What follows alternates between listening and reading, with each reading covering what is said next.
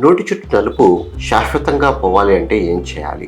నోటి చుట్టూ నలుపు జెనెటికల్ టెండెన్సీ వల్ల వచ్చేటువంటి అవకాశాలు ఉంటాయి. అంతేకాకుండా వైటమిన్ బి డెఫిషియన్సీ ఉన్నటువంటి వాళ్ళలో కూడా ఈ నోటి చుట్టూతో పాటు చంకల్లో గజ్జల్లో నలుపు వచ్చేటువంటి అవకాశాలు ఉంటాయి. ఎవరికైతే జెనెటికల్ టెండెన్సీతో పాటు అటోపిక్ టెండెన్సీ అంటూ ఉంటాం, అంటే ఏంటంటే అటోపిక్ టెండెన్సీ ఉన్నటువంటి వాళ్ళలో ఫ్రీక్వెంట్ గా జలుబులు చేయడాలు, తుమ్ములు అధికంగా రావడాలు, డస్ట్ అలర్జీలు, సైనసైటిస్లు, ఆస్తమా, అలర్జిక్ బ్రాంకైటిస్ ఉన్నటువంటి పేషెంట్స్ లో కూడా నోటి చుట్టూ నలుపుగా ఉంటుంది. ఇలా నోటి చుట్టూ నలుపుగా ఉన్నప్పుడు ఈ స్కిన్ లైట్నింగ్ క్రీమ్స్ అని చెప్పేసి వాడుతూ ఉంటాం. స్కిన్ లైట్నింగ్ క్రీమ్స్ లో ముఖ్యంగా కోజిక్ యాసిడ్ కావచ్చు, arbutin, రిసోర్సినాల్, glycolic acid, azelaic acid, ఇలా రకరకాల క్రీమ్స్ ఉంటాయి, వాడుతూ ఉంటాం.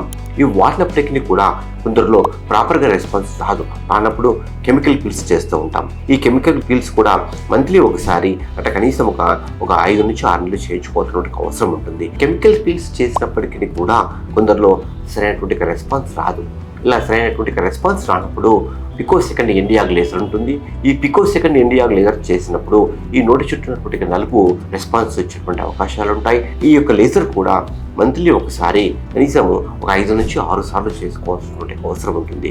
ఒకసారి ఈ యొక్క లేజర్ చేసిన తర్వాత రెస్పాన్స్ వచ్చిన తర్వాత ఆ రెస్పాన్స్ని అదేవిధంగా మెయింటైన్ చేయడం కోసం ఏంటంటే మెయింటెనెన్స్ సెషన్స్ చేయించుకోవాల్సిన అవసరం ఉంటుంది. ఇది 3 నెలలకు ఒకసారి, 3 మంత్స్కి ఒకసారి, 4 మంత్స్కి ఒకసారి చేయించాల్సిన అవసరం ఉంటుంది. సో నోటి చుట్టూ నలుపుగా ఉన్నప్పుడు కంగారు పడకుండా ఇంకా మంచి లేజర్ ట్రీట్మెంట్ తీసుకున్నప్పుడు మంచి ఫలితాలు వచ్చేటువంటి అవకాశాలు ఉంటాయి.